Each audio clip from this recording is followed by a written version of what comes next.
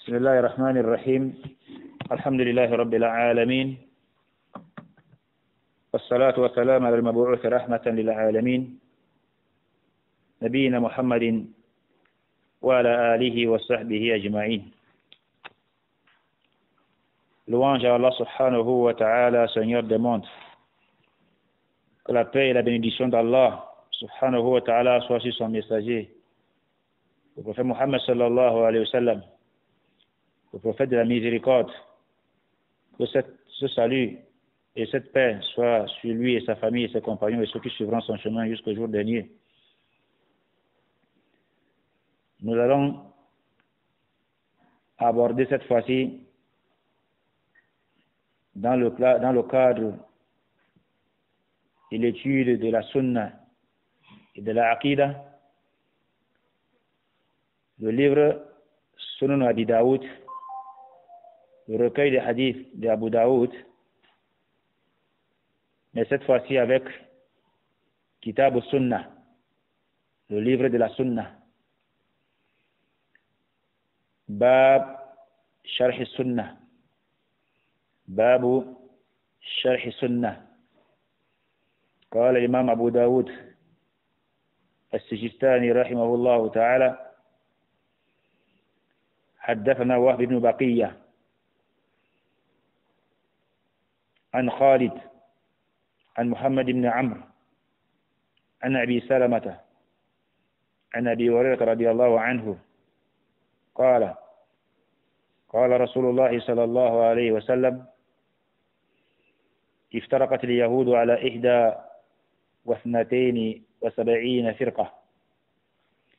افترقت اليهود على 71 فرقة. وتفرقت النصارى على 72 فرقة. وتفترق أمتي على 73 فرقة. Imam Abu Daoud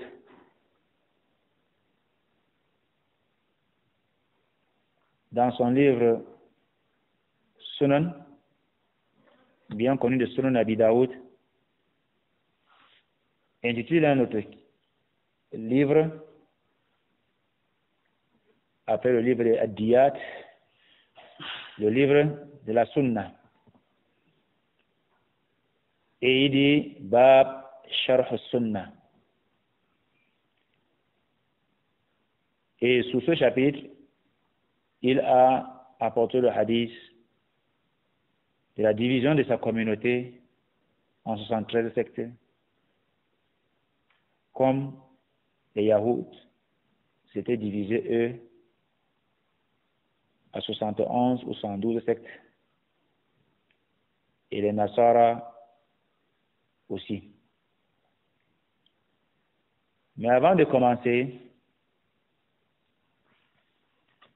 Abu Daoud, rahimahullah, intitule ce livre appelé Kitab al-Sunnah. Il convient d'abord de définir ce que c'est que la Sunnah. Le mot Sunnah, beaucoup plus utilisé dans le monde musulman, chez les musulmans, veut dire quoi? Ce mot, dans son sens linguistique, veut dire un chemin ou une voie. Un chemin et une voie bien claire. Ça veut aussi dire une tradition. Ça veut aussi dire une tradition. Qui dit sunna veut dire tradition. On dit la sunna de tel. C'est la tradition de tel. C'est la sunna de tel peuple. Ou encore le chemin. On dit le chemin tracé par tel. C'est-à-dire, si on parle de sunna alors en islam, on dit la sunna du prophète Muhammad sallallahu alayhi wa sallam, di ma'na, son chemin, sa méthodologie aussi. Ça implique aussi même la méthodologie du prophète Muhammad sallallahu alayhi wa sallam.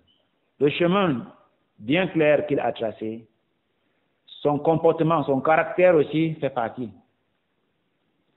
Tout ce qui vient du prophète Muhammad sallallahu alayhi wa sallam comme tradition, comme mode de vie, est un chemin menant vers lui. Alors, qui dit sunna dans le sens linguistique veut dire at-tariqa al-wadiha. C'est la raison pour laquelle, si on peut exploiter ce sens linguistique, on dira donc que si l'islam est une religion, le chemin qui mène vers la maîtrise de cette religion, c'est quoi? C'est la sunna du prophète Mohammed sallallahu alayhi wa sallam. Et si le chemin qui mène vers l'islam est la sunna du prophète Mohammed sallallahu alayhi wa sallam, tout chemin qui ressemblera ou qui aura pour objectif de distraire les gens sur ce chemin est le contraire de la sunna appelée bid'a. C'est dans ce contexte que Imam Abu Daoud a plutôt, au lieu de dire chapitre l'Aqida, kitab l'Aqida ou kitab al-Tawhid, il a plutôt dit kitab al-Sunna. Parce que sunna, huna fi muqabil bid'a. La sunna, le mot sunna ici vient pour contredire ou bien pour faire face à ce qui est son contraire, qui est la bid'a. Et c'est comme ça que les salafs comprenaient. Le mot sunna venait pour dire aussi ce qui n'est pas, ce qui est recommandé à suivre comme le chemin du prophète Mohammed sallallahu alayhi wa sallam, et son contraire était la bid'a. Alors que d'autres auteurs comme Imam Bukhari, dans son Sahih, il a plutôt dit Kitab al-Tawhid. Et il a cité les hadiths similaires à ce que Abu Daoud va citer ici. Donc, comme on peut dire Kitab al-Iman, comme Imam Muslim, dans son Sahih, il dit Kitab al-Iman. Kitab al-Iman, ici en ce moment, il va faire allusion à al-Iman, bima'na al-Aqida, bima'na al-Sunnah, bima'na al-Tawhid. Yani Iman inda al-Sunnati wal Jama'a. La foi chez les al-Sunnah. La foi qu'a laissé le prophète Mohammed sallallahu alayhi wa sallam. Bima'na, la foi en ce moment-là veut dire le chemin dans le dogme. Naam. Alors, al-Sunnatu, al-Tariqatu al-Wadiha. وهي طريقة محمد صلى الله عليه وسلم الواضحة والسنة هي أقوال النبي صلى الله عليه وسلم وأفعاله وتقريراته وصفاته الخلقية والخلقية. Et la sunna peut être définie maintenant chez les savants du hadith comme étant l'ensemble des actes et paroles du prophète Mohammed sallallahu alayhi wa sallam. Ou bien les paroles et les actes du prophète Mohammed sallallahu alayhi wa sallam. Tout ce que le prophète a dit est sunna. Tout ce qu'il a fait est sunna. Wa taqriratuhu, les dédicaces du prophète Mohammed sallallahu alayhi wa sallam, c'est-à-dire ce qu'il a vu et a approuvé. Ce qu'il a vu et a approuvé est aussi sunna. Si le prophète a vu un acte normalement qui pouvait être condamnable mais n'a pas condamné, c'est devenu pas l'acte de tel, mais un acte sunna parce qu'il ne revient pas à un messager de voir le munkar sans condamner. Et quand il voit quelque chose qui ne va pas, ou bien dans une pratique que l'on a fait sans condamner, ça devient une sunna. Le prophète sallallahu alayhi wa sallam, dans une des sorties avec Khalid ibn Walid, et les savants aiment souvent prendre cet exemple comme exemple du sunna par dédicace.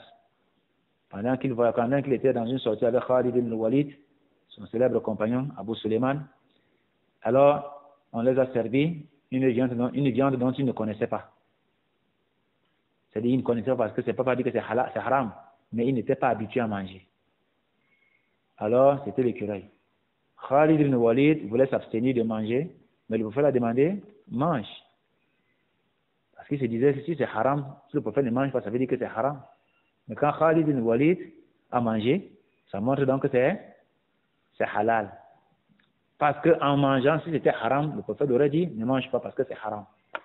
Et dessus quoi, le prophète dit, mange. Sauf que moi, je ne connais pas cette viande, je ne suis pas habitué. On dit, l'acte que le prophète a vu et n'a donc pas condamné est donc devenu une sunna de sa part. Plus profondément encore, un jour le prophète Mohammed sallallahu alayhi wa sallam, ça c'était en l'an 7 de l'Égypte. Il a dit, pendant qu'il rentrait de Khaybar, de la conquête de Khaybar, l'un des villages des Juifs où vivaient les Juifs à l'époque en Médine, et qu'on les a conquéris, et ils sont devenus sous ce territoire, ils vivaient en payant les impôts, et le terrain ne les appartenait plus, bien qu'ils étaient même des étrangers là-bas. Alors le prophète, en rentrant de la conquête de Khaybar, a dit à ses compagnons, à la conquête après Hudaybiyah, pardon, alors il se préparait pour la conquête de Khaybar. Il a dit, la yusalliyanna ahadukum al-asra illa fi bani Qurayza. La yusalliyanna ahadukum al-asra illa fi bani Qurayza. Il avait dit ça à ses compagnons, il dit que chacun de vous prie asr que à Bani Qurayza. Bani Qurayza était l'une des tribus parmi les 3 tribus juives. Il y avait Banu Qurayza, Banu Kainuka et Banu Nadir. Alors Banu Qurayza était l'une des tribus juives qui avait rompu le pacte avec l'islam, avec le prophète, avec les musulmans. Ils s'étaient ralliés dans un pacte, dans leur pacte avec les Quraysh qui combattaient le prophète Mohammed sallallahu alayhi wa sallam. Or, le pacte territorial disait que les musulmans doivent vivre en paix avec les Yaouds dans une même ville. Et l'islam respectait les musulmans. Jusqu'au jour où les Banu Qurayza sont entrés en alliance avec les Quraysh pour combattre les musulmans. Alors, il ne revenait plus aux musulmans de les tolérer dans la ville de Médine après qu'ils aient trahi le pacte. Naam. Il a dit que vous tous, vous priez à Bani Qurayza, la prière d'Asr. Les Sahaba se sont mis sur le chemin pour partir à Bani Qurayza, chez les Bani Qurayza. Arrivant en chemin, alors la prière d'Asr les a trouvés. De comme on dit, nous allons prier Asr, il est dit à l'heure. De comme on dit non, nous on va prier à Bani Qurayza là-bas parce que le prophète a dit que vous priez Asr là-bas à Bani Qurayza. Sinon on prie en route, maintenant on n'a pas respecté l'ordre du prophète Mohammed sallallahu alayhi wa sallam. Les autres ont dit non. Le prophète ne voulait pas dire aller prier Asr là-bas, il voulait dire que Asr vous trouvez là-bas. Dans tous les cas, que chacun soit là-bas pour la conquête. Alors il y a eu 2 groupes. Un groupe a prié en route et d'autres ont retardé leur prière de Asr pour prier là où le prophète avait demandé. Et quand tous sont rentrés à Médine, après la mission, ils ont présenté la divergence au prophète Mohammed sallallahu alayhi wa sallam et il a validé le point de vue de tout un chacun. Les 2 groupes avaient raison. Pour dire, alors vous avez compris comme ça, c'est normal. Vous aussi vous avez compris comme ça, c'est normal. Parce que le prophète sallallahu alayhi wa sallam, il a dédicacé le point de vue de tout un chacun. Il n'a pas dit tel avait tort et c'est vous qui avez raison. Pour dire donc, voilà une sunna par dédicace. Il y a aussi l'histoire de ce sahabi qui aimait prier avec Qul Huwa Allah. C'est-à-dire, il ne faisait pas une prière sans lire la sourate Al-Ikhlas, Qul Huwa Allahu Ahad. Au point où ça a attiré l'attention de certains compagnons et ils ont trouvé l'aspect bizarre. Ça ressemble même pas à une innovation. Comment ce que le prophète n'a pas fait, toi tu le fais? On a remarqué que chaque fois il prie, même s'il lit n'importe quelle sourate, il va lire Qul Huwa Allahu Ahad. Alors on est allé se prendre, on l'a amené chez le prophète Mohammed sallallahu alayhi wa sallam en disant voilà ce qu'il fait souvent. Le prophète sallallahu alayhi wa sallam n'a pas directement dit qu'il avait raison, il n'a pas dit qu'il avait aussi tort. Et c'est ça le comportement du dirigeant.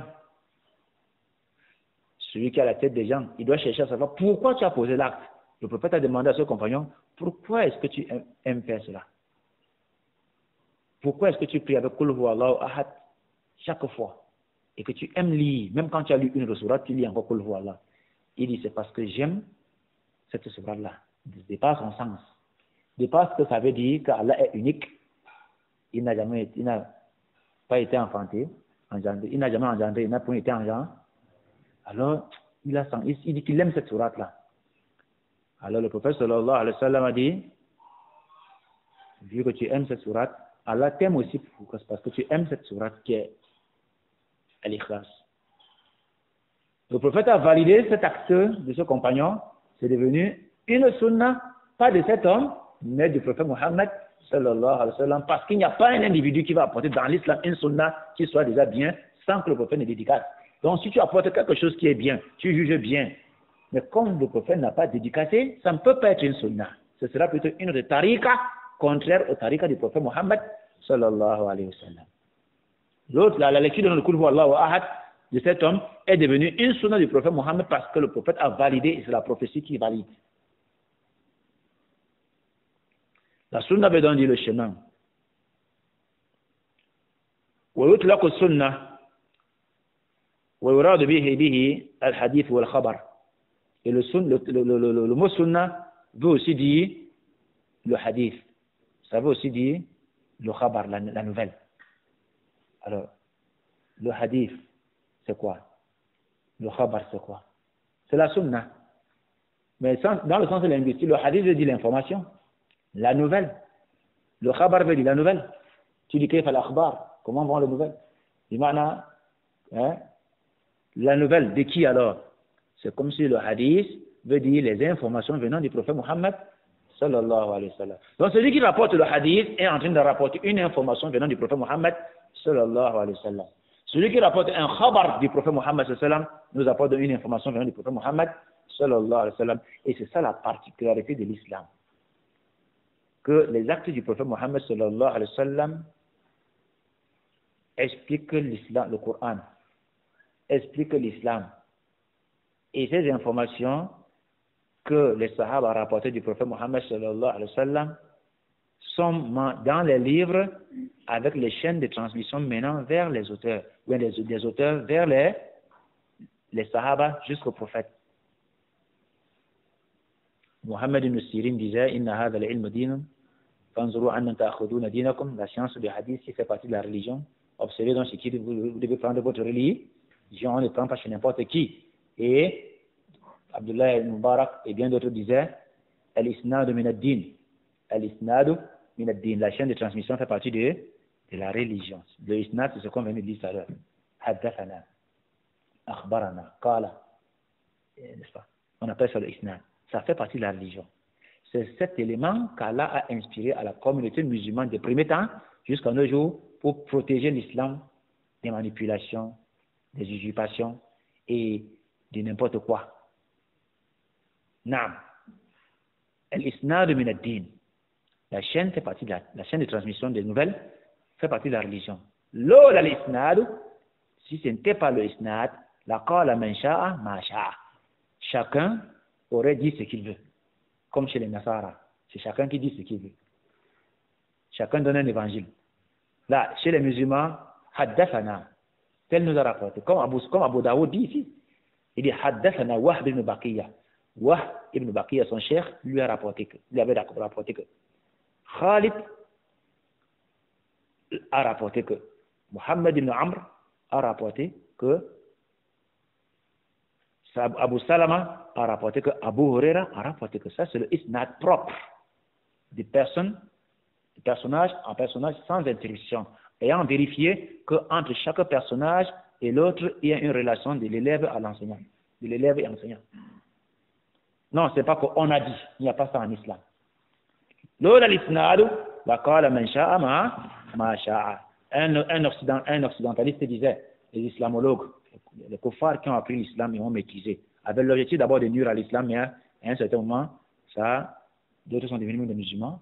Un islamologue disait, la particularité de l'islam par rapport au reste des religions, c'est ce qu'ils appellent chez eux le isnad. La différence entre l'islam et le reste des religions, c'est ce qu'ils appellent chez eux le isnad, la chaîne de transmission des nouvelles. Il dit, parce que cela a empêché aux imposteurs d'introduire en islam ce qui n'existait pas. Et ça, c'est le miracle d'Allah subhanahu wa ta'ala qui se vérifie sur la parole où il dit Inna nahnu nazzalna dhikra wa inna lahu lahafizun. Certes, nous faisons descendre le rappel et nous en sommes protecteurs. Donc, c'est Allah qui fait descendre le Coran et celui qui protège à travers la maîtrise de la sunna et les narrateurs de la sunna. Alors, le hadith étant dans la sunna, qui veut dire aussi le hadith, étant dans l'ensemble des paroles et des actes du prophète Mohammed sallallahu alayhi wa sallam, ou bien les dédicaces du prophète Mohammed sallallahu alayhi wa sallam, y compris même son comportement, son caractère moral ou physique, fait partie de la sunna. Le caractère du prophète Mohammed sallallahu alayhi wa sallam, Son caractère physique, c'est aussi une sunna. Sauf qu'il y a le caractère physique du prophète Mohammed sallallahu alayhi wa sallam, on ne peut pas copier. Il y a son caractère physique qu'on ne peut pas copier. Mais son caractère moral, tout est à copier. As-sidq wal-karam wal-joud. Il était comment? Quelqu'un de véridique, quelqu'un de noble, hein? Quelqu'un de généreux, quelqu'un de amana, quelqu'un de humble, modeste, généreux. Donc, tous ces caractères-là, c'est à copier. Mais le caractère physique du prophète Mohammed sallallahu alayhi wa sallam, il y a ce qu'on peut copier et il y a ce qu'on ne peut pas copier. Il était un homme moyen, de taille moyenne, ni grand de taille, ni court. Ça, là, on ne peut pas copier. Il était un homme un peu large, aux longues chevelures qui traînaient jusqu'aux épaules, les yeux, les yeux avec des cercles à l'intérieur marron. Personne ne peut manipuler ses yeux pour avoir les yeux du prophète Mohammed.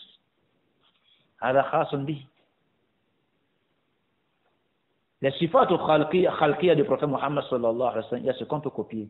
Il y a dans cela ce qu'on ne peut pas copier. Ce qu'on peut copier, par exemple, alors, c'est ce dont, dans son caractère physique, il a recommandé que copier. Comme le port de barbe. C'est un caractère physique à lui, mais qui devient une obligation pour tous les hommes de sa communauté. Il dit Khalif al-Mushrikin, fait la différence avec les polythéistes. Dans une autre version, Khalif al-Yahoud, fait la différence avec les juifs. Ikhf al-Shawarib, wa'af al-Liha. Diminuez vos moustaches et préservez vos barbes. Le caractère physique propre de lui maintenant transite à tous les hommes, ils doivent faire comme lui. Le mode d'habillement, nisf sak, le respect, il dit, le vêtement du musulman ne doit pas dépasser sa cheville. Ça doit être au niveau du tibia. C'est une sunna. Na. Wa sunna, en matière de législation, ou bien la sunna a beaucoup de itlaqat. Yutlaq sunna ala arba itlaqat. La sunna peut donc avoir, en grosso modo, quatre définitions, bien 4 compréhensions. On peut l'utiliser de 4 manières. Il peut être compris de 4 manières. ما جاء به الرسول صلى الله عليه وسلم من الوحي والمراد به هنا الطريقة. C'est tout ce dont le prophète Mohammed sallallahu alayhi wa sallam, la première définition de la sunna peut être donc tout ce dont le prophète Mohammed sallallahu alayhi wa sallam a apporté. Et c'est comme une voie, non? Un chemin, comme on vient de dire. Et ça, c'est la première ma'na. En raison du hadith du prophète Mohammed sallallahu alayhi wa sallam, où il dit par exemple, Man ragiba an sunnati alaysa minni. Quiconque va sous-estimer ou bien simplifier, ma sunna ne fait partie des nôtres. C'est de celui qui va penser que ma sunna-ci ne lui est pas meilleure, ne fait partie des nôtres. Ici, il a parlé de sa sunna. Ici, la sunna, ici veut dire quoi? Ce qu'il a apporté comme prophète, comme prophétie venant d'Allah subhanahu wa ta'ala. Et ça, c'est l'aspect le plus large.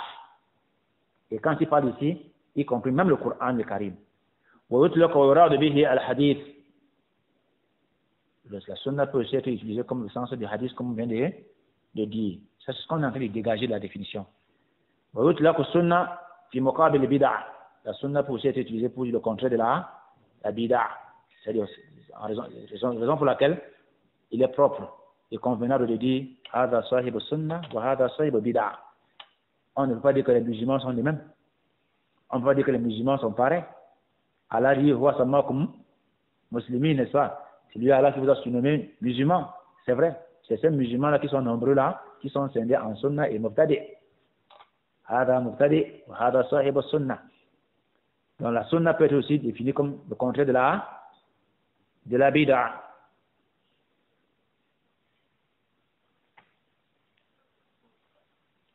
Et c'est dans ce sens qu'on comprend le titrage qu'Abu Daoud a apporté ici, parce qu'il apporte Kitab al-Sunna ici pour dire ce qui est sunna et le contraire est bid'a.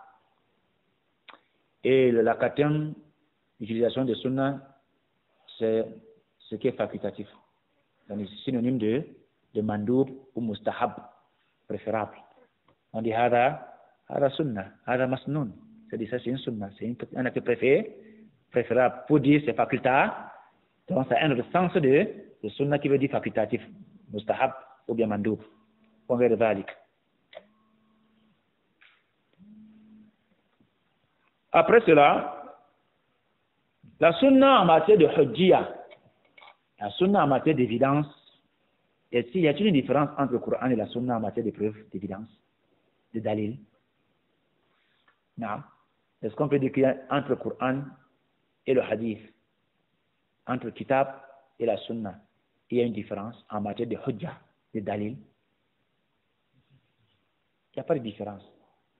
Si vous entendez quelqu'un dire que non, entre le Coran et la sunna, le Coran est plus fort et la sunna est moins forte, c'est que celui-ci a apporté, il est en train de vouloir scinder la prophétie en deux.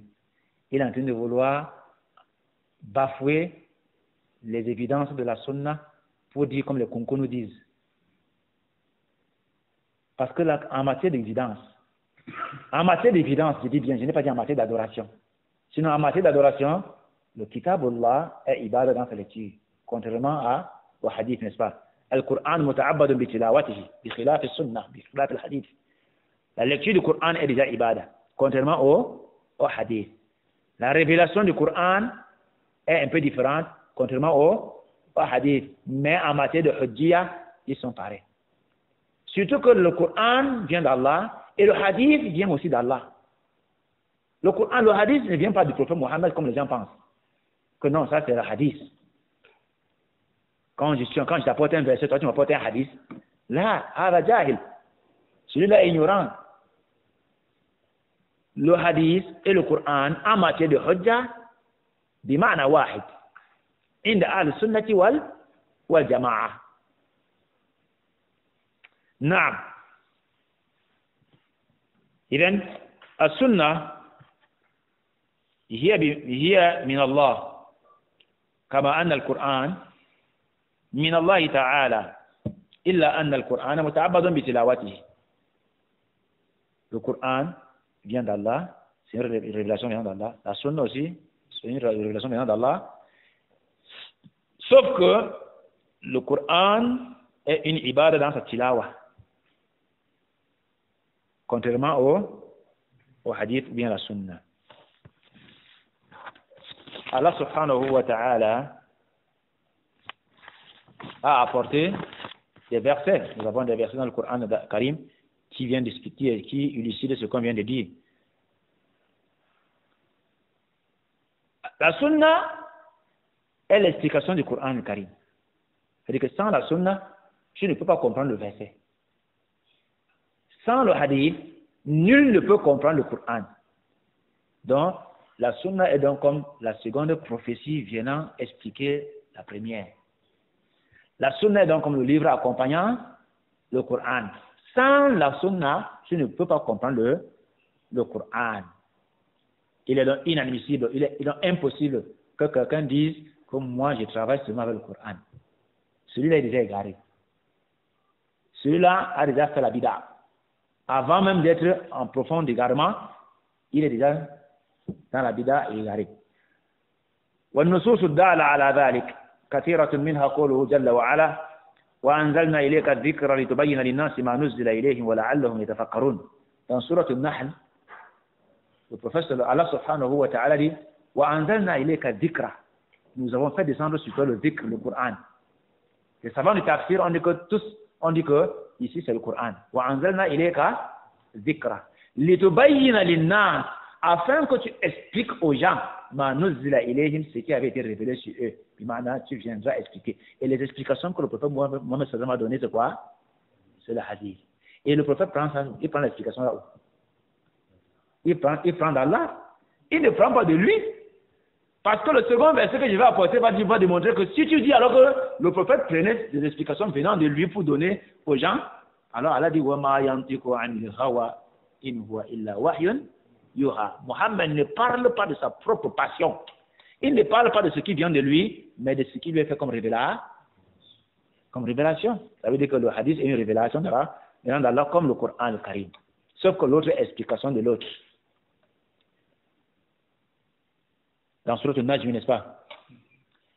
Dans un autre verset, Allah subhanahu wa ta'ala dit وَمَا آتَاكُمُ الرَّسُولُ فَخُذُوهُ وَمَا نَهَاكُمْ عَنْهُ فَانْتَهُوا. Ce dont le messager vous a apporté, saisissez fort comme loi, n'est-ce pas? Tout ce qu'il a apporté comme loi ou pas loi, il faut arrêter fort. Et ce qui vous a interdit, ça veut dire qu'il y a dans le halal, dans la sunna du prophète Mohammed sallallahu alayhi wa sallam, des textes qui stipulent le tahrim ou le tahlil.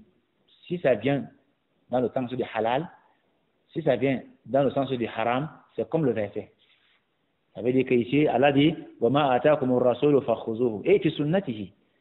إذا جاءكم في سنته ما يدل على تحريم فتوقفوا تحريما وإذا جاءكم في سنته ما يدل على تحليل فخذوه. Prenez ce qui est halal venant de lui et prenez ce qui est haram venant de ce qu'il a ordonné. Ce verset montre que la sunna du prophète Mohammed sallallahu alayhi wa sallam est une révélation d'Allah subhanahu wa ta'ala aussi. Allah subhanahu wa ta'ala dit encore, ça c'est dans Surat al-Hashr. Allah subhanahu wa ta'ala dit encore قُلْ إِن كُنْتُمْ تُحِبُّونَ اللَّهَ فَاتَّبِعُونِي يُحْبِبُكُمُ اللَّهُ وَيَغْفِرُ لَكُمْ ذُنُوبَكُمْ وَاللَّهُ غَفُورٌ رَحِيمٌ. Dis, ya Muhammad, dis-le, si vous dites vrai, que vous aimez Allah, alors suivez-moi. Si vous dites vrai que vous aimez Allah, subhanahu wa ta'ala, alors Allah vous dit, suivez mon messager. Vous allez voir Allah où? Tu dis que tu aimes Allah, tu vas voir Allah. Si tu aimes Allah vrai, suis dans les enseignements que le prophète a apportés. Suis le chemin du prophète Mohammed sallallahu alayhi wa sallam. Non, suis le chemin du prophète Mohammed sallallahu alayhi wa sallam. Donc on ne peut pas prétendre aimer Allah sans aimer le messager. On ne peut pas prétendre aimer Allah sans aimer Allah comme le messager aime Allah. Vous devez prendre l'amour d'Allah chez qui? Chez le messager d'Allah. Et c'est ici que la plupart des soufis sont tombés. Les soufis, ils ont aimé Allah sans passer par le messager. Ils ont aimé Allah de leur émotion personnelle.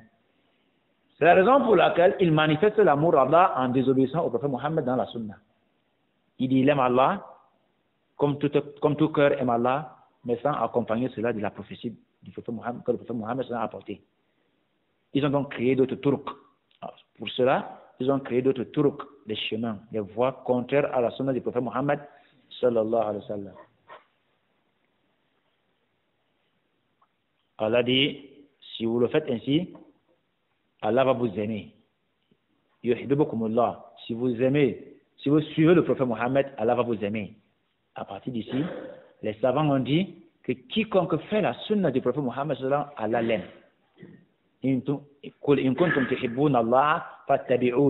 Si vous prétendez aimer Allah, si vous dites vrai que vous aimez Allah, suivez-moi. C'est le messager qui dit. Allah dit, yuhibbukumullah, et Allah va vous aimer. Donc ne cherchez pas que Allah t'aime directement, mais aime le message. Suis le prophète Mohammed, tu as l'amour d'Allah sur. Mais si tu prétends aimer directement Allah, tu risques de créer un autre chemin, un de tariqa. Et quiconque Allah aime, il lui pardonne ses péchés. C'est la première des choses. Si Allah aime quelqu'un, il lui pardonne ses péchés. Allah dit à la fin, Wallahu ghafur. Allah est celui qui pardonne et fait encore miséricorde. Il y a beaucoup de versets dans ce sens qui montrent qu'il n'y a pas accès à la pratique d'un bon islam sauf à travers la sunna du prophète Mohammed sallallahu alayhi wa sallam. Écoutez alors les hadiths. Il y a encore des hadiths qui viennent illustrer, qui viennent éclaircir le sens que les versets là voulaient nous apporter. Dans le hadith, d'après Al-Miqdam ibn Ma'adi Karibin, c'est un sahabi, un célèbre compagnon appelé Al-Miqdam ibn Ma'adi Karibin.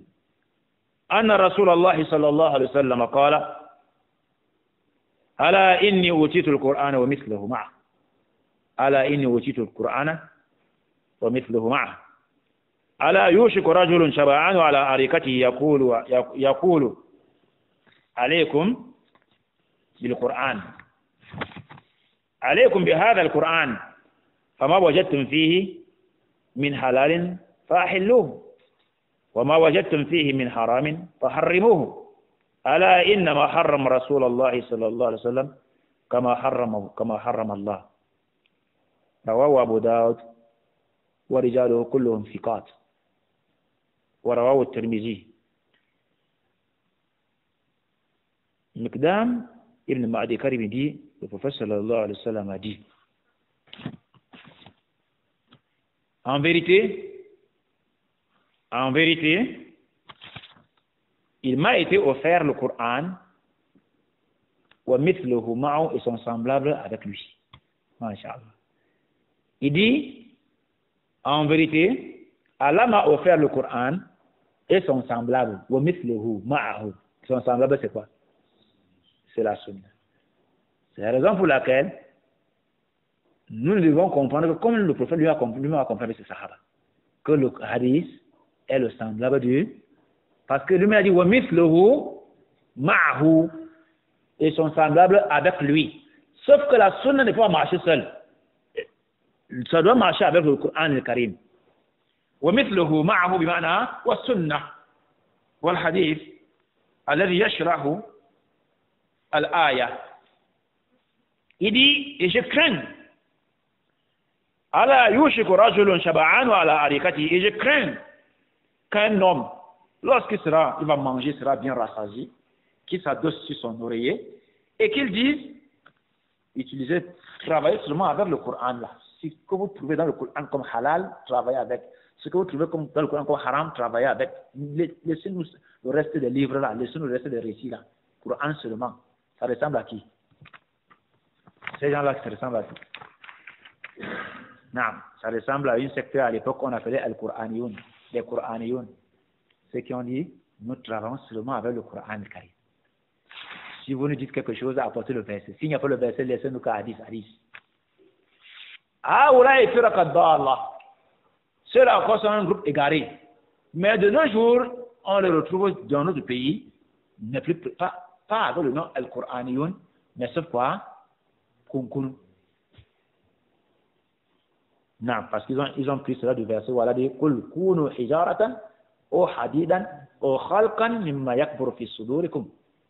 Dis que vous soyez hijaratan, des cailloux, que vous soyez dur, vous devenez des solides, durs comme des cailloux, ou hadidan, ou comme des fers, ou bien des créatures que vous pensez qui sont plus solides que le fer, le caillou encore. Allah va vous ressusciter, il va vous punir. Oh, ces gens-là, tellement ils aimaient réciter ce verset sur les gens pour dire que ceux qui ne sont pas comme eux sont comme les gens qui ont rébellé à Allah.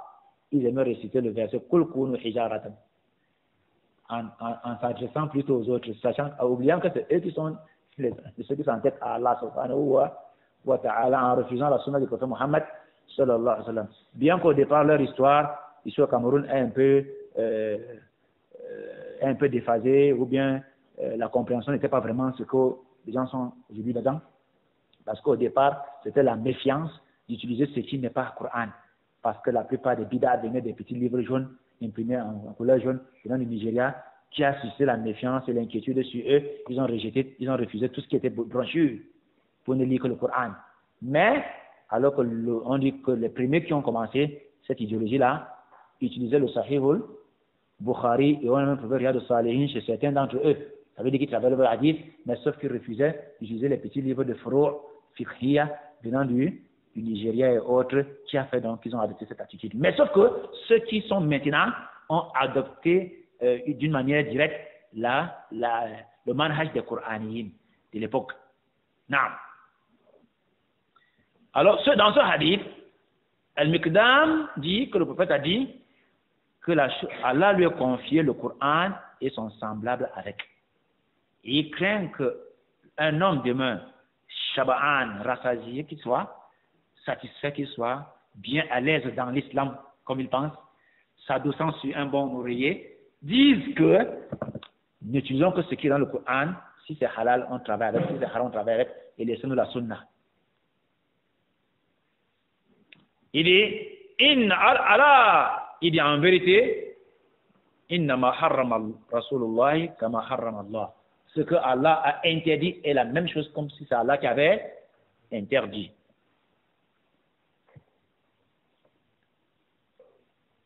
Le second hadith est le hadith d'Abi Rafi', Mawla Rasulullah sallallahu alayhi wa sallam. قال رسول الله صلى الله عليه وسلم لا ألفين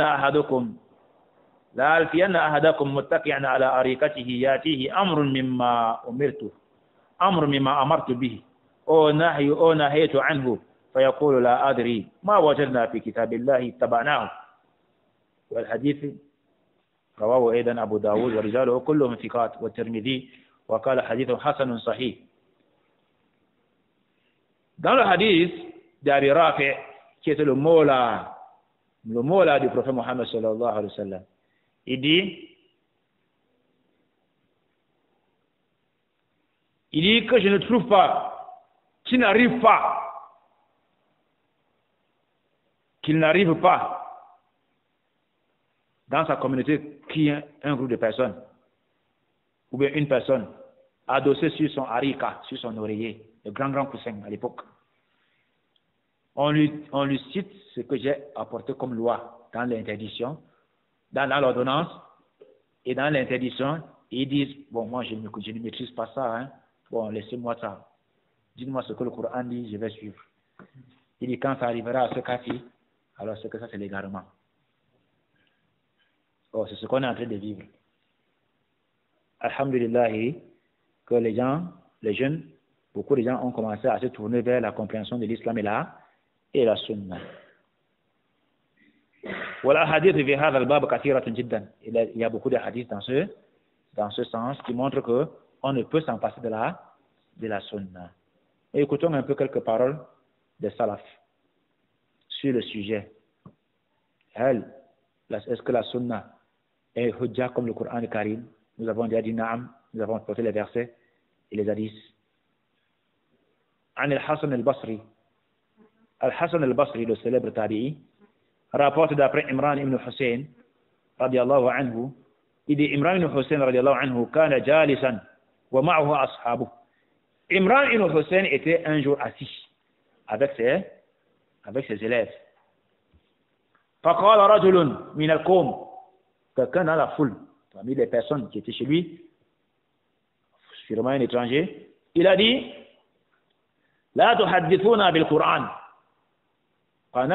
لا تحدثون إلا بالقرآن. Il a dit, et surtout en présence d'un compagnon du prophète Mohammed sallallahu alayhi wa sallam, il ne nous parlait que du Coran. Il ne nous parlait pas d'autre chose, sauf le Coran. فقال له أدنو. Imran ibn Hussein lui dit, approche. Il lui a dit, approche. Non, en sa qualité de sahabi, il dit à un individu qui ose dire de laisser les histoires des hadiths et ne parler que du Coran. Il lui approche. Il lui dit, Fadana. Alors l'homme a approché. Faqala, ara'ayta law wakilta anta wa ashabuka ila al-Quran, akunta tajidu fihi salat az-zuhr 4 wal 'asr 4 wal maghrib 3 naqra'u fi 2.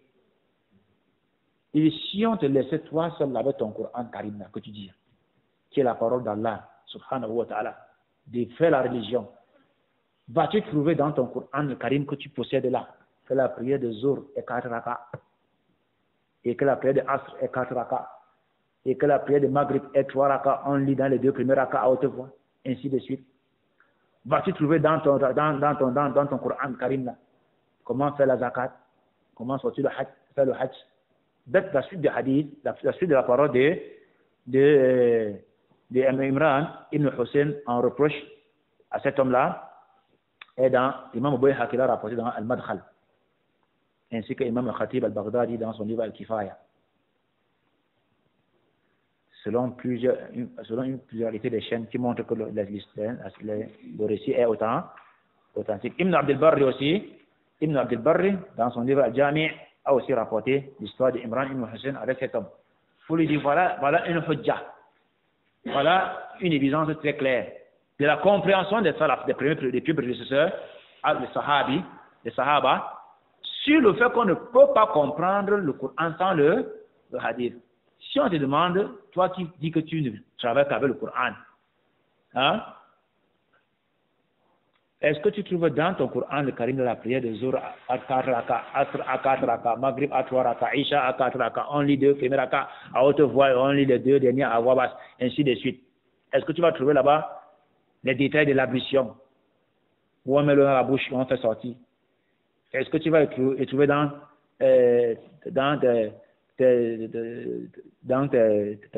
la lecture du Coran Karim où Allah subhanahu wa ta'ala demandé de faire la ikama? Il y a autant de preuves qui montrent que ceux-là, ils ont tapé à côté.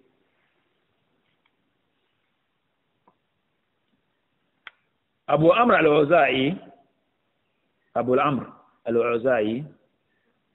Faqih al-Sham, le grand savant de Sham à l'époque. Imam al-Auza'i est parmi les contemporains d'Imam Malik. Imam al-Auza'i, quand on parlait d'Imam Malik à Médine, on parlait d'Imam al-Auza'i à Sham, à l'actuelle Syrie, Jordanie et autres. Imam al-Auza'i dit, قال أيوب السختياني, son cher Ayoub al-Sikhtiyani, Ayoub ibn Abi Tamim al-Sikhtiyani, disait إذا حدثت الرجل بالسنة فقال دعنا من هذا وحدثنا من القرآن فاعلم أنه ضال مضل. Si tu parles de la sunna à quelqu'un, tu expliques un hadith à quelqu'un, et qu'il ose te dire laisse-nous cette histoire et parle-nous du Coran seulement, sache donc que celui-là est un quoi? Dalun modil. C'est un égaré, égarant. Il est déjà égaré et il va égarer. Il y a beaucoup de textes, beaucoup de paroles de savants.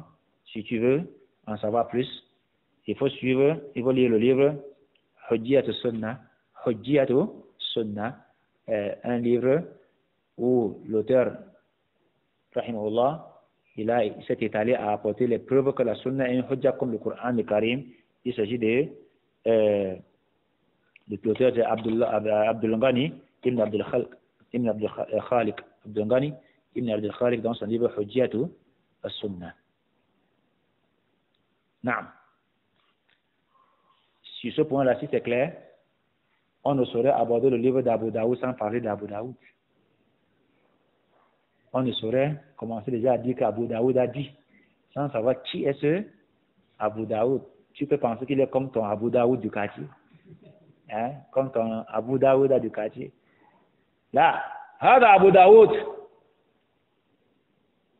Suleiman ibn al-Ash'af, ibn Ishaq, ibn Bashir, ibn Shaddad, ibn Amr, ibn Amir al-Azdi. Il est Azdi de tribu, Al-Sijistani, de Basra. Il est Basri. Al-Imam, il avait été surnommé Al-Imam. Vraiment, c'était un guide. Il a été vraiment pour l'islam, à son époque, un guide et il reste guide jusqu'à Kiyama, parmi les A'imma de cette religion. Cheikh Sunnah, on le surnomme aussi le Cheikh de la Sunnah. Là, pour atteindre ce niveau, on dit non, Cheikh Sunnah, il fallait que tu sois quelqu'un qui fait profiter les gens la Sunnah et qui est capable de rédiger et faire la différence entre le vrai et le faux et tamiser et pouvoir rendre utile la Sunnah du prophète Mohammed sallallahu alayhi wa sallam. Wa muqaddam al-Hufaz wa muhaddis al-Basra. À son époque, il faisait partie des grands Hufaz. Là, quand on parle de Hufaz, c'est pas comme toi et moi. On a dit qu'on a mémorisé le Coran, ou bien une partie du Coran, ou bien quelques hadiths. On a mémorisé Bulugh al-Maram, ou bien Umdat al-Ahkam, ou bien Sahih Bukhari. Là, je me rappelle, Inch'Allah, la parole viendra, où Imam Abu Daoud al-Sijistani dit, j'ai mémorisé 500 000 hadiths. 500 000. Pas dit 5 000. 500 000 hadiths et plus. Inch'Allah, le récit viendra tout à l'heure. Abu Daoud est né en l'an 202 de l'Égypte. En l'an 202 de l'Égypte. Il est de quel siècle? En l'an 202 de l'Égypte, il est du quel siècle? Il est du 3e siècle. Vous avez oublié comment on compte, non? On augmente 1 sur 2. Si on dit 200, si on augmente 1 sur 200, ça fait 3, non? Si on augmente 1 sur 2, ça fait 3. Si on dit nous sommes sur le calendrier grégorien, le calendrier Shamsiya, nous sommes à quel siècle? Tu viens à 20, tu mets 1, tu augmentes 1, ça fait 21. Nous sommes au 21e siècle. Et le calendrier nigérien, nous sommes au 40e siècle. Nous sommes en 1441, non? Nous sommes au 40e siècle de l'islam. Hein? Nous sommes au 15e siècle. Donc, 14 plus 1, ça fait 15. Donc, 202 de l'Égypte, il est né en 202 de l'Égypte, ça veut dire 2 plus 1, ça fait, il est du 3e siècle, le début du 3e siècle. C'est un homme, wallahi, c'est un homme qui a rahala, wa jama'a, wa sannafa, wa bara'a fi hadha ash-sha'n. C'est un homme qui a voyagé pour la sunna, pour l'islam. Il a voyagé pour la recherche de la connaissance.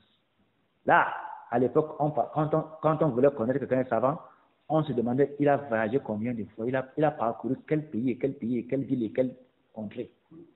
Parce qu'à l'époque, on ne restait pas pour attendre la connaissance, mais on allait à la recherche de la connaissance, et c'est la sunna.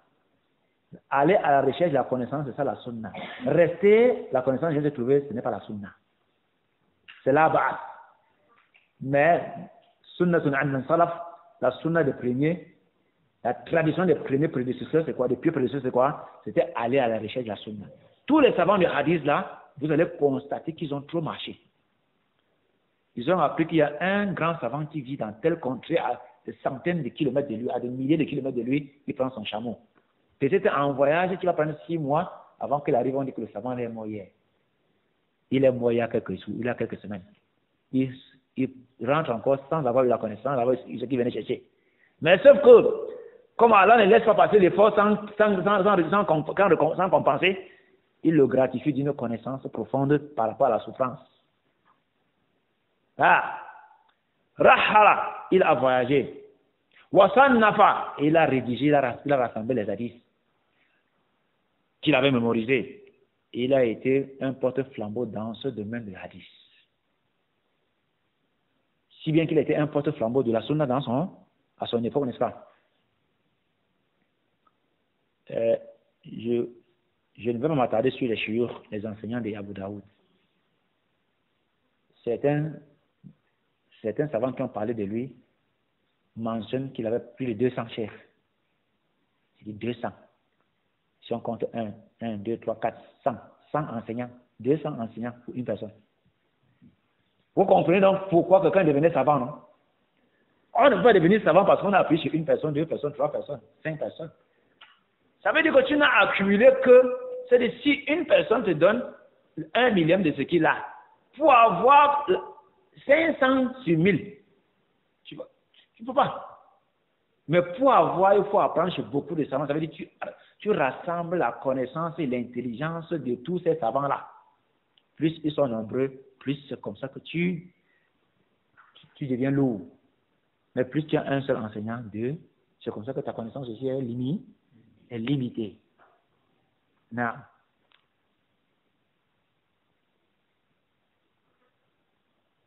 À l'instar, je peux citer entre autres parmi les enseignants les plus célèbres quand même, comme Imam Ahmed ibn Hanbal.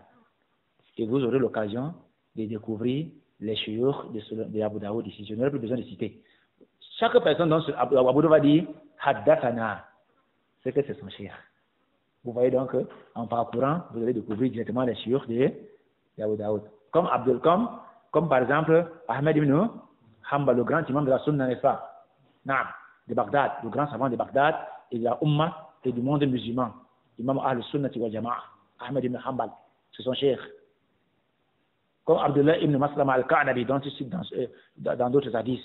Même comme Wahb ibn Baqiya, qu'on vient de voir tout de suite dans le hadith, dans la chaîne de transmission. Abu Daoud dit Haddathna Wahb ibn Baqiya. Comme Abu Daoud at-Tayalisi. Abu Daoud at-Tayalisi. C'est aussi parmi les chouyours de Abu Daoud. Comme Moussa ibn Ismaïl, il rapporte beaucoup d'après Moussa ibn Ismaïl at-Tabuzaki.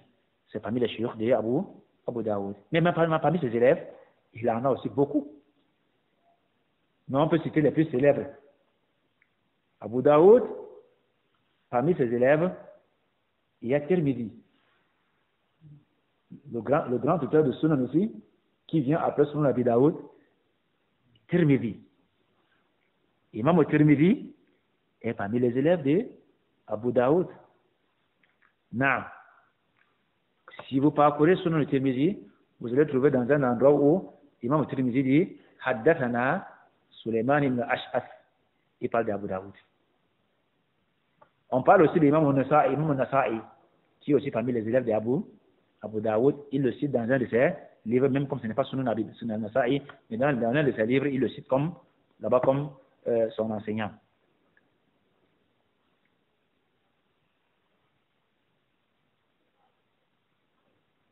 On peut encore citer parmi les élèves d'Abu Daoud le célèbre Mohammed ibn Ahmed ibn Yaqub at-Tammar. Et c'est celui-là qui rapporte le Sunan. La plupart des versions de Sunan qu'on utilise, c'est son élève qui rapporte cela. À l'époque, les gens écrivaient les livres. C'est-à-dire, si vous voulez apprendre mon livre, je vais vous copier et vous venez lire chez moi.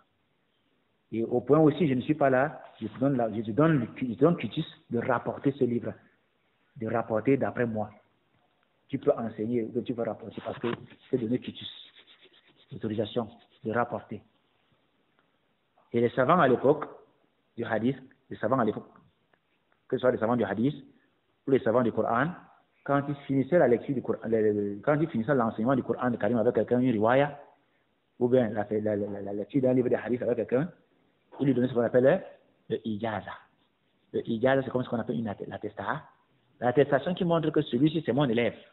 Celui-ci, il peut rapporter de moi ce livre-ci, je l'ai enseigné cela. Celui-ci peut lire cette riwaya-ci parce que je l'ai enseigné la riwaya du Coran-ci. Warsh, Hafs. D'après le isnad.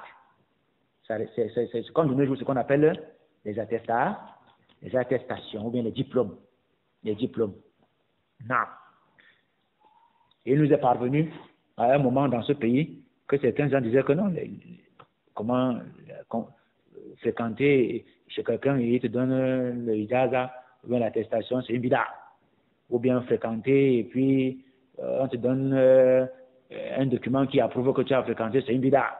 Là, l'ijaza fabita.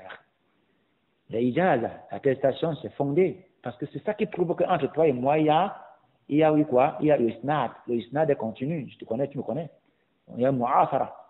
Bukhari, dans sa condition, même pour narrer un hadith, pour mentionner un hadith dans son livre, conditionné qu'entre l'élève et l'enseignant, qu'il y ait eu rencontre, ne serait-ce qu'une fois. Ça veut dire, dans Bukhari, tu ne peux pas trouver un hadith où quelqu'un dit parce qu'il a rapporté un hadith d'après quelqu'un, parce qu'il a vécu dans la même génération avec lui.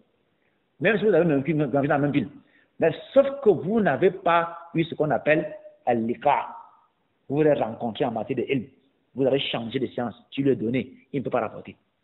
S'il rapporte, on dit que c'est un kita. C'est mon kate. On a daif. In de Bukhari. Combien de fois de nos jours, quelqu'un reste ici au Cameroun et dit, Cheikh Fouzan a dit,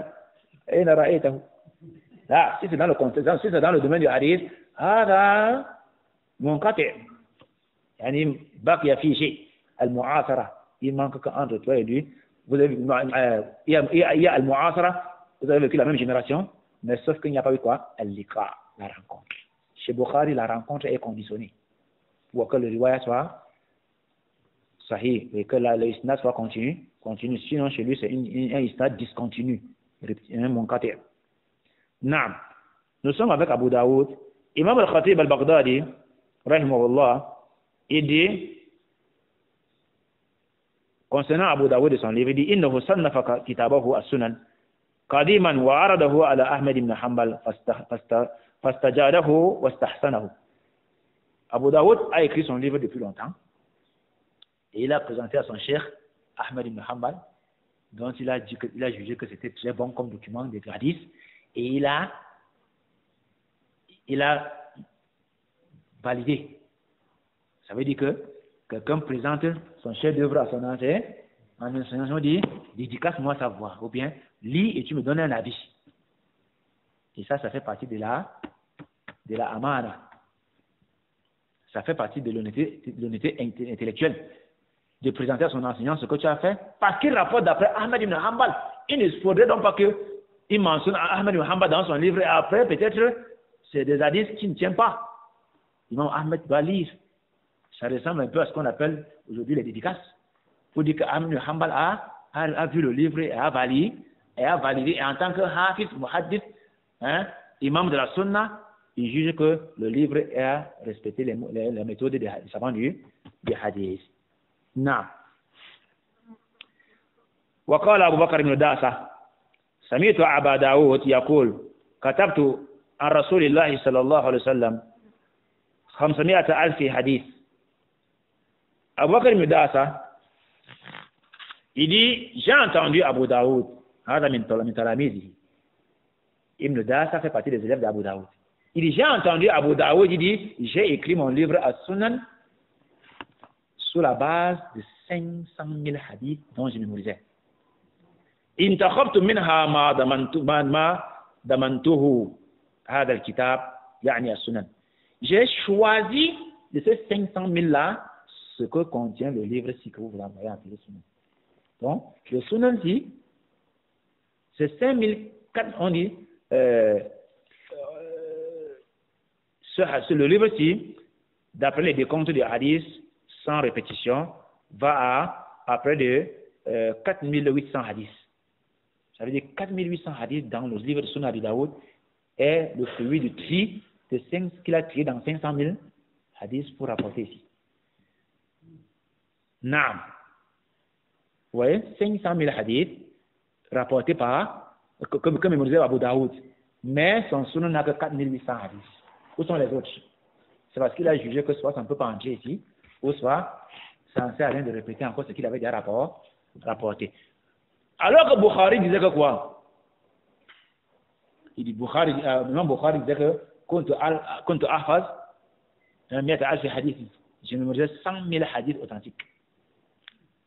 Bukhari, j'ai mémorisé 100 000 hadiths authentiques, mais dans son livre, il y a 4 000 quelques noms. Ça n'atteint même pas 5 000. C'est pour dire qu'il a trié et sélectionné ce qu'il juge que ça peut faire partie de son sahih. Mais les deux jours sont les refaces. Si quelqu'un mémorise 40 hadiths, tout le village raconte. Tout le village raconte que l'enfant se mémorise 40 hadiths. On n'a pas dit 400, hein? On dit 40 hadiths. Masha'Allah, celui alors qui mémorise Boulogne Maram, qui n'est que 1200 hadiths, ou bien Umdat Ahkam, on va raconter, on va dire c'est un muhaddith même. Naam. Allah musta'an. Le temps a passé, les gens ont faibli, et les grands savants sont partis avec la science. Mais sauf que de nos jours, masha'Allah, abshirou, soyez fiers des générations montantes, dont les enfants de 15 ans, 20 ans, 17 ans, 12 ans, dont vous les trouvez, ils mémorisent Kutubu Sitta. Bukhari dans ses 4000 quelque chose de hadith. Muslim dans ses presque 5000. Abu Daoud dans ses 4000 quelques. Tirmizi, Nasa'i, Ibn Majah, ils mémorisent tous les 6. Il a moins de 20 ans. Pendant que nos enfants mémorisent la musique, les morceaux. S'il a fini avec tous les morceaux de Johnny Hallyday, il prend pour faire la rançon. S'il a fini avec l'autre, il prend pour Bob Marley, ainsi de suite. On dit c'est un star. Parce qu'il mémorise les morceaux musicaux. Là, les cerveaux sont pour mémoriser le Kitabullah et la Sunna du prophète Mohammed sallallahu alayhi wa sallam. Et nakum min kitabillah. Masha'Allah. Jusqu'à ce que même de nos jours, tu trouves des personnes qui parlent de l'islam jusqu'à ce qu'ils font des fatawas dans WhatsApp. Pourtant, même les 40 hadiths, il n'y en a même pas. Juzu Amma, même il n'y a pas. Mais il est imam mufti. Naam. Tous les gros qualificatifs, on lui donne.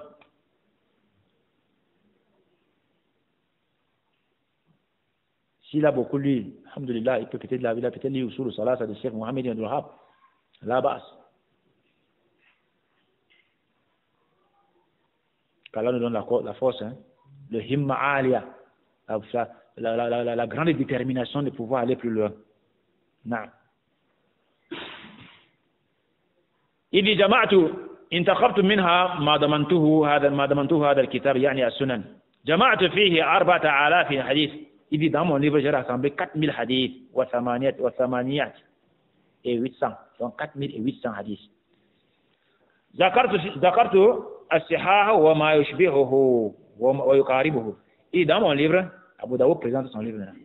Et je ne peux pas en lire en facilement, sinon, quand Abu Daoud écrit son livre, les gens ont de la peine à l'exploiter et de le comprendre. Il écrit un petit livre appelé Risalatu Abi Daoud bi Ahli Makkah, ila Ahli Makkah. Risalatu Abi Daoud ila Ahli Makkah, où il explique comment son livre est bâti et est conçu. Dans ce livre-là, il dit dans mon livre Sahih, dans mon livre As-Sunan, j'ai rassemblé les hadiths authentiques, c'est la première catégorie, et ce qui le ressemble au proche de cela, comme authenticité. Yakfi al-insan ladayhi lidinihi min dhalika arba'ata hadith. Il dit, dans tout mon livre, pour quelqu'un qui veut vraiment pratiquer la bonne religion, tu peux te suffire de 4 hadiths dans son sunan. Si tu trouves les 4 hadiths là, et que tu t'attaches à cela, et tu pratiques, tu as ta religion complète. Ça ressemble un peu à ce que Imam Ahmed ibn Hanbal a dit par rapport à ces 4 hadiths. Notez bien ces 4 hadiths. Heureux sont ceux-là qui mémorisent les hadiths parce que je vais seulement citer les en passant. Parce qu'on n'est pas ici en train de mémoriser. On est ici en train de passer sur des connaissances. Surtout que ce n'est pas ces hadiths-là que sont venus apprendre. Mais sauf que retenez. Le premier hadith que dit Abu Daoud dit, si dans mon livre, tu parcours mon livre, 4 hadiths peuvent te suffire pour ta religion. Imam Ahmed ibn Hanbal a dit à son tour que l'islam tourne autour de 3 hadiths ou 4. Très bien. Le premier hadith, c'est quoi? Innamal a'malu binniyat. C'est le 40e hadith dans les 40 hadiths. Le premier, masha'Allah, le premier hadith dans les 40 hadiths d'Imam Nawawi. Al-a'malu binniyat. Les actes valent selon les intentions. Le deuxième hadith est celui-ci. Min husni islam al-mar'i tarkuhu ma la yani. Il fait partie du bon islam de l'être humain, le fait de laisser ce qui ne le regarde pas. Il dit tarkuhu ma la yani. Si une affaire ne te concerne pas, ne parle pas. Parce que c'est moins de péché que tu évites. C'est moins de péché, pardon. Le fait de parler, si tu connais, parle bien, parle alors bien. Tu ne connais pas, reste tranquille, on t'écrit pas les péchés. Mais si tu parles et que tu ne connaissais pas, on t'écrit les péchés. Min husni islam al-mar'i tarkuhu ma la yani. Il fait partie d'un bon islam de l'être humain, le fait de laisser ce qu'il ne connaît pas. Ne parle pas sur ce que tu ne maîtrises pas. Subhanallah. Combien de sujets aujourd'hui les gens parlent de ce qu'ils ne maîtrisent pas. Avec le phénomène de WhatsApp, on accuse les gens des voleurs juste parce qu'un message circule. Quelqu'un dispatche les bidas alors qu'il ne connaît pas. Là. Da'ma yaribuka ila ma la yaribuk. Ça ressemble un peu à l'autre hadith, n'est-ce pas? Dans le troisième hadith, parmi les 4 que Abu Daoud est en train de dire, il dit, le hadith, la yakunu al-mu'minu mu'minan hatta yarda li akhihi ma yarda li nafsihi. Il dit, le croyant ne sera pas un vrai croyant jusqu'à ce qu'il aime pour lui ce dont il aime pour l'autre. Jusqu'à ce qu'il aime pour l'autre ce dont il aime pour lui, pardon. Nul ne sera un vrai croyant jusqu'à ce qu'il ait aimé pour son prochain ce dont il aime pour lui. C'est-à-dire, si j'aime qu'on m'honore, si j'aime qu'on me parle bien, si j'aime qu'on ne m'insulte pas, qu'on ne m'offense pas, il faut éviter d'offenser aussi. Il faut éviter d'insulter, de maudire. Il faut éviter de faire ce dont tu n'aimes pas qu'on te fasse. Fais donc à ton prochain ce dont tu aimes qu'on te fasse. Et le 4e, c'est quoi? C'est le hadith de le hadith de Nu'man ibn Bashir. Inna al-halala bayyin wa inna al-harama. Dans ce hadith, il faut dire que le licite est clair et l'illicite aussi est clair. Entre les deux, il y a ce qui est nuance, mais beaucoup de personnes ne connaissent pas. La ya'lamuhun kathirun minan nas. La ya'lamuhunna kathirun minan nas. Et que beaucoup de personnes ne connaissent pas. Donc le licite est clair et l'illicite aussi est clair, mais sauf qu'entre les deux catégories, il y a ce qui est nuancé. Ça se ressemble beaucoup. Ça ressemble au halal, ça ressemble aussi au haram, mais beaucoup de personnes ne connaissent pas. Bima'na, peu de personnes connaissent c'est qui? Al-ulama. Bima'na al-amru yarji ila ila ulama fas'alu ahla dhikri in kuntum la ta'lamun. Ça veut dire que tout le halal et tout le haram est régi dans ce hadith. Et que le recours, quand vous ne connaissez pas, aux savants devient impératif. Maintenant, Imam Ahmad ibn Hanbal a dit presque la même chose. Imam Shafi aussi a dit presque la même chose. Mais sauf que il y a divergence entre certains hadiths. Eux, ils n'ont pas mentionné le hadith la yakunu mu'minan hatta yarda lighairi ma yarda nafsihi. Mais sauf qu'ils ont apporté le hadith de Aïcha radhiyallahu anha qui est man ahdatha fi amrina hadha ma laysa minhu fa huwa rad. Quiconque a innové dans notre affaire, si ce qui n'était pas avant, lui est rejeté. Non. Shartu Abi Daoud fi sunanihi. Le livre que vous voyez là, Abu Daoud as-Sijistani rahimahullah a mentionné sa condition pour rédiger ce livre-ci. En bref, dans son livre Risalat de Abi Daoud ila Ali Makkah, il a bien précisé que dans ce livre, il y a ce qui est sahih, ce qui est hasan. Et même ce qui peut ne pas être cela. Mais sauf que, si c'est par rapport à quelqu'un qui est matrouk, degré matrouk, ou bien layin, alors il ne rapporte pas d'après. C'est donc celui qui est trop daïf, non? Il ne rapporte pas d'après lui-ci. Dans son livre, il dit, vous n'allez pas trouver quelqu'un qui est matrouk. Et matrouk, ça veut dire quelqu'un dans la chaîne de transmission qui a le degré de faiblesse matrouk, de laisser abandonner, rejeter. Ou bien, wahman shadid, trop faible. Là, si dans ce cas, il va expliquer, il va donc faire mention. Il dit, et à la fin, il dit, si il y a un hadith, s'il rapporte un hadith et qui n'est pas authentique et qui se tait, c'est parce que lui juge que le hadith est authentique. Si n'est pas authentique, il va mentionner.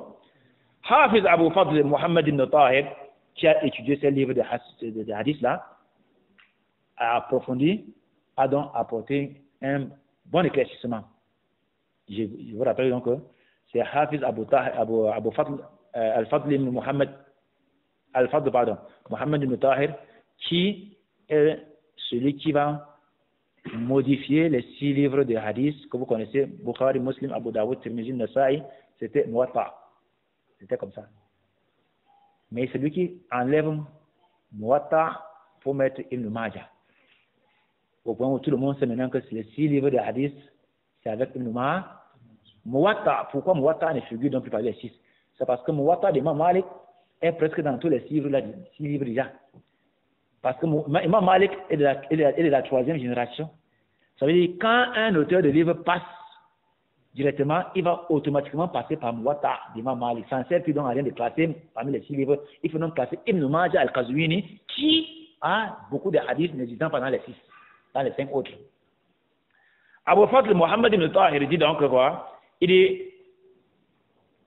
wa amma Abu Daoud faman ba'dahu فإن كتبهم تنقسم على 3 أقسام. Il est quant à Abu Daoud et tous les recueils de livres qui viennent après lui, on peut les scinder en 4. On peut les scinder en 3 parties. Le Sahih, le Sahih qui a le même degré avec ce qui est dans Bukhari et Muslim. Dans Bukhari, dans Abu Daoud, tu trouves les hadiths qui ont le même degré avec ce qui est dans Bukhari et Muslim. Deuxièmement, le Sahih ala shartihim, yani ashab al-sunan. Un autre catégorie de Sahih, mais qui est à la condition des auteurs de Sunan entre eux. Ça là, Ibn Mandah l'a bien précisé dans son analyse de ce livre. Sauf que, il dit inna sharta Abi Daoud wa Nasa'i ikhraj ahadith aqwa min lam yujma' ala tarkihim. Sauf que Abu Daoud et Nasa'i se ressemblent un peu dans leurs conditions. C'est qu'ils peuvent rapporter des hadiths des personnages dont d'autres ont jugé faibles, mais sauf qu'eux jugent qu'ils ne sont pas faibles. Mais sauf qu'on n'est pas tombé unanime que celui-ci est abandonnable comme personnage. Ça veut dire qu'il peut y avoir divergence entre les savants sur tel personnage, mais lui, Nasa'i et Abu Daoud jugent qu'il n'a pas atteint le degré qu'on dit que son hadith doit peut être validé. Il a ça al-hadith. إذا صح الحديث باتصال إسناد من غير قطع ولا إرسال, à condition que le hadith soit authentique et qu'il n'y ait pas de rupture entre les personnages, c'est ce qu'on appelle discontinuité de la chaîne. Troisième catégorie des hadiths, ahadithun akhrajuha lididdiya. C'est les hadiths dont ils rapportent selon le diddiya. Le diddiya veut dire que quoi? C'est-à-dire Abu Daoud, ça c'est comme un livre de hadith, c'est un livre de hadith, mais c'est aussi comme un livre de fiqh. Quand je lis le titre, je comprends la thèse dont de Abu Daoud. Les hadiths diddiya, c'est que Abu Daoud rapporte certains hadiths pour soutenir sa thèse. Et après, il peut rapporter les hadiths qui contredisent sa thèse. Pour dire, voilà ma thèse et voilà la thèse des autres. C'est comme le livre de fiqh. Pour dire, voilà mon point de vue, nous sommes Mukhtar Fonfi, et sauf que voilà ma thèse. Et les autres ont leur point de vue. Mais généralement, les savants qui rapportent la hadith de fiqh, de la hadith ahkam, où il tient compte du dia, c'est que quand il apporte la thèse de l'autre, il critique. Il va faire une critique sur la thèse sur le point de vue de l'autre et son dalil. Ça veut dire, par exemple, Abu Daoud apporte un hadith, un chapitre. Subitement, après le chapitre là, il met encore un autre chapitre qui contredit le chapitre de l'autre pour dire voilà le point de vue des opposants. Dans le fiqh, dans la juridiction. Mais sauf que, quand il cite un hadith, il prend la peine parfois de mentionner que ce hadith n'est pas authentique. Pour dire, la thèse de tel, son point de vue est soutenu par tel dalil, mais sauf que le dalil a un défaut. Ah voilà, ça c'est la méthode qui tend vers la méthode des fuqaha, où il apporte son point de vue, il soutient par les dalils qui sont clairs, mais sauf que le dalil des autres a des problèmes, et il va apporter pour soutenir leur point de vue, mais sauf que présentant les défauts. Mais ça ne veut pas dire que l'auteur va être passionné à dire n'importe quoi. Là, quand il prend un point de vue, ça veut dire que c'est un point de vue bien clair selon les textes. Non. Le livre que vous voyez sur Abi Daoud a beaucoup de commentaires. Des commentaires comme Alim al-Sunnah d'Imam Khattabi, des commentaires comme On al-Ma'boud de Azim al-Abadi, les commentaires comme par exemple Badr al-Majhoud في حل أبي داود لخليل أحمد السربوني. Il y a bien d'autres commentaires dont nous n'allons pas nous attarder à citer. Imam Abu Daoud est mort dans le mois de Shawwal, le 7e jour du mois de Shawwal. Il est mort le 7e jour du mois de Shawwal en l'an 275. En l'an 275 de l'Égypte. Il est mort à 73 ans. Qu'Allah lui fasse miséricorde. Imam Abu Daoud, il dit donc, ici dans son isnad, il dit, il a Abu Hurairah radiallahu anhu, قال قال رسول الله صلى الله عليه وسلم